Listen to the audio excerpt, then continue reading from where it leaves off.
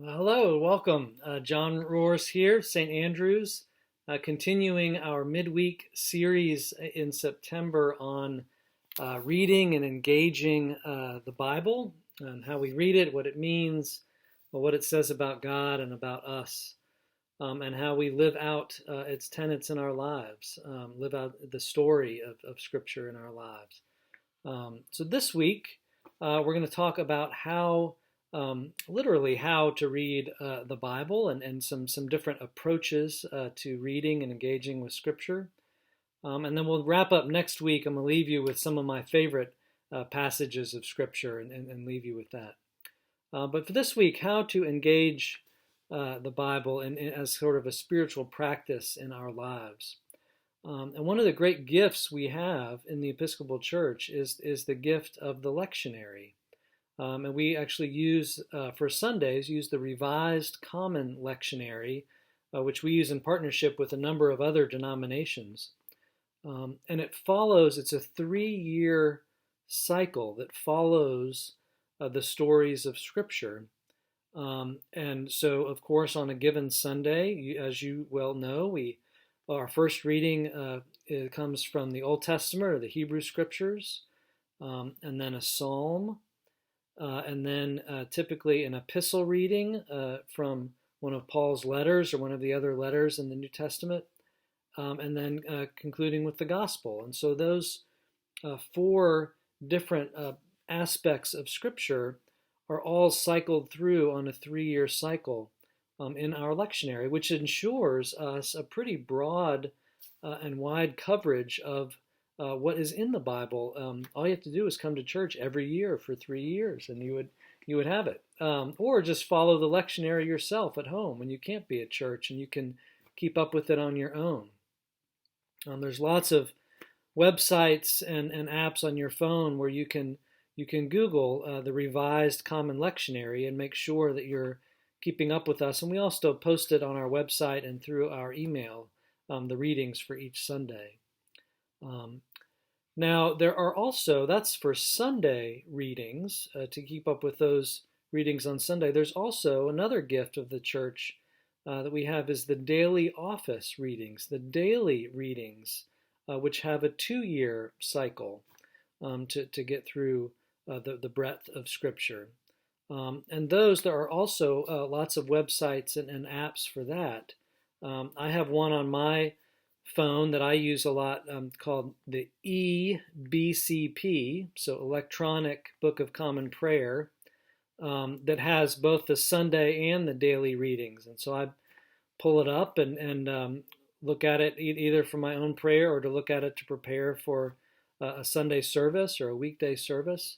So that's an easy one that I like to use. There are others that Andy talked about a few weeks ago. I think she talked about an app called Pray As You Go, which you can either read through or listen to if you prefer to listen to it on a walk or something. There's one called Mission St. Clare, CLARE, St. Clare. And again, those cover the daily readings. You can even look, if you have a prayer book at home, you can look in the back of the prayer book and you can find the old version of the Sunday lectionary, not the revised one that we use now. And you can find the schedule of daily readings.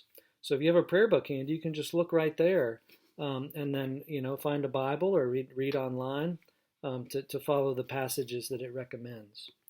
So that's how to keep up with the daily or weekly practice of the lectionary. Now, when you do that, one thing a lot of people find handy, I do, is to have a study Bible available that gives you some explanatory notes about the book you're reading, or sometimes there's footnotes that give a little more explanation for the meaning of a word or a phrase or a context. So getting a hold of a good study Bible can help.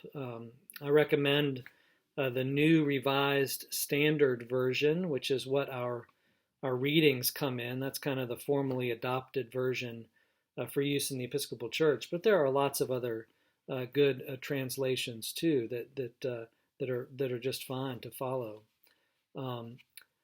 A couple other resources for you to know about. There's a website called Text Week, TextWeek.com, textweek.com.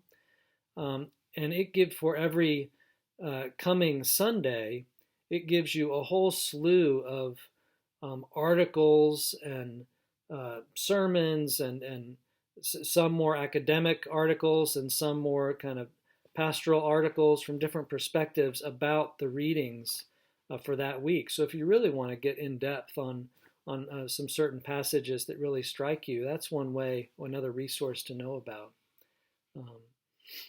Of course, if you have people to share this experience with, you can do sort of a mini Bible study in your home or with some friends or family, even on Zoom or on the phone or something.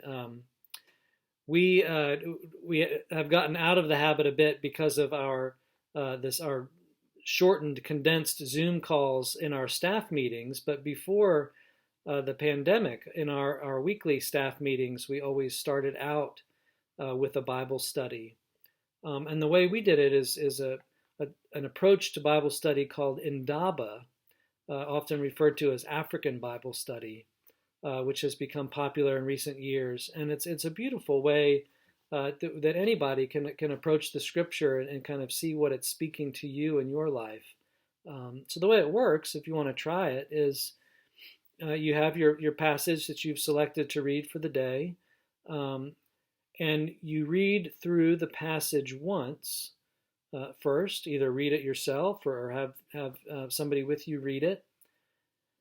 And then you go around and you pick out a phrase, a word or a phrase that really sticks out to you in that reading, in that hearing. So what jumped out at you in that passage? Just a word or a phrase that first time.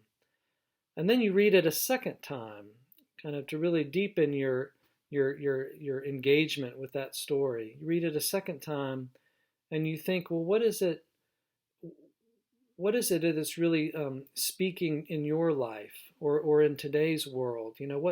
What is this passage saying to us in this moment? And so that's kind of a deeper engagement with the story. And sometimes it takes 2 or 3 readings to really suss out what the Spirit seems to be saying with that reading to you today. Another way, kind of an ancient tradition of engaging with Scripture, if you're doing it on your own, is called Lectio Divina. And you can do this in groups too, but it's a good one to do on your own. And Lectio Divina refers to, again, reading through the Scripture carefully and deeply, but following that then with a time of prayer. It could be, kind of a quiet meditative prayer often, to really let that Scripture kind of settle into your heart and your mind and see what it might be saying to you in your life. And then to live that out, to live out whatever you discern God is calling you to in that reading for the day, to live that out. So that's a brief explanation of Lectio Divina. So those are all some ways of engaging Scripture. And of course, there are also lots of kind of daily devotionals that are available at bookstores and online, and any number of those. Those sometimes they go in kind of sequential order in Scripture, but oftentimes they kind of hop around, which is fine. But if you really want to kind of dig into sort of a book at a time, a chapter at a time, and really work your way through Scripture, then using the lectionary as a resource is a good approach. Or just pick a book to start with. Pick Romans or Luke or Acts or one of the great prophets, Isaiah, Ezekiel, Jeremiah.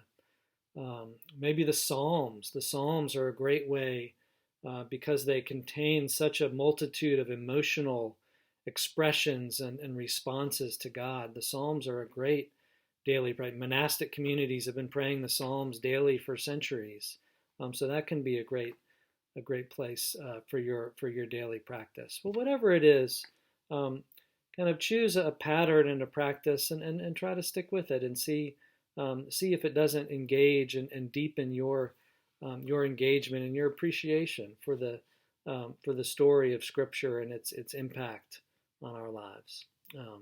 Thanks for joining us today, and we'll see you next week when I'll end up this series with leaving you with some of my favorite passages from Scripture. Thanks.